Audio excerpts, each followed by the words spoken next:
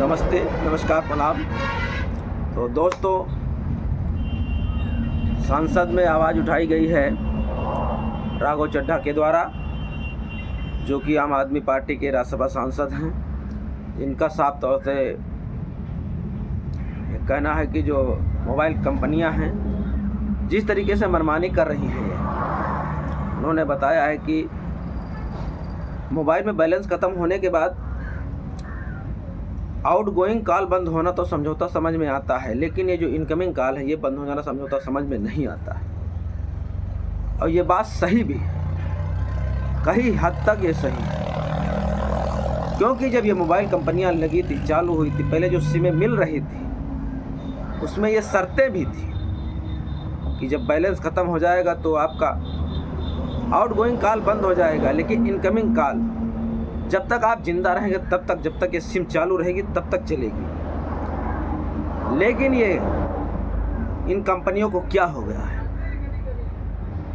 ये क्यों ऐसा मनमानी कर रही हैं?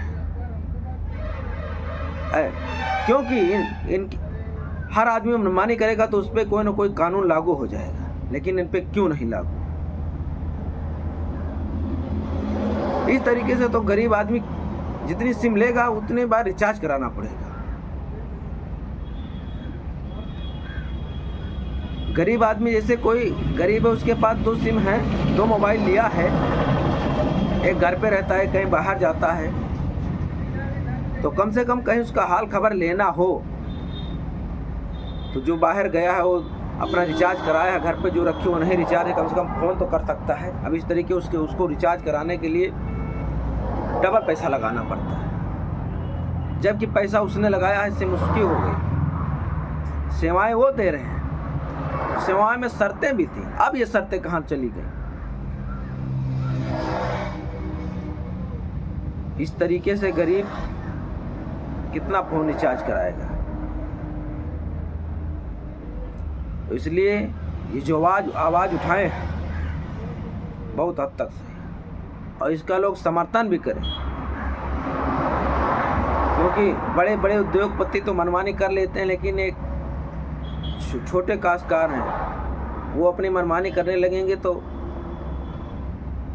यही सरकारें उन पर कानून का डंडा चलाएगी, उनको समझाएगी ये आप मनमानी कर रहे हैं, लेकिन वो अरबपति खरबपति हैं, उस पर नहीं हुकूमत का डंडा चला पाती है सरकार।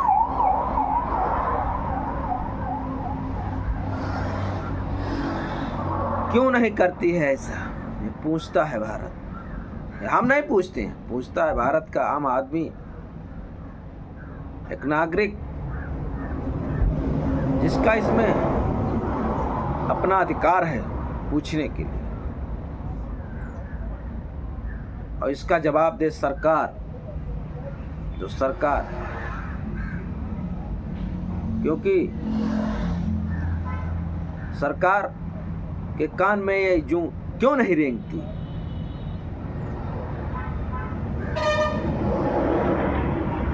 सरकार के पास पैसा है, जो बड़े आदमी उनके पास तो पैसा है, उनको तो नहीं खलता होगा, लेकिन जो गरीब आदमी है उसको जरूर खलता है। उसको सब्जी लाने के लिए शाम को पैसा नहीं बचता तो मोबाइल में रिचार्ज क्यों कैसे कराएगा? उसकी इनकमिंग तो रहे, कम से कम वो ना फ़ोन कर पाए, उसके चाहने वाले उसके पास फ़ोन तो करके उसका हालचाल तो ले सके। तो इस पे आप लोगों का क्या राय है कमेंट में ज़रूर बताएं, और इस पर आवाज़ उठाएं, और राघव चड्ढा जी का समर्थन करें। मैं तो पूरा समर्थन राघव चड्ढा जी के साथ है। इस तरीके से बहुत जगह बहुत मनमानी हो रही है, उस पर भी आवाज़ उठना चाहिए। जय हिंद, जय भारत।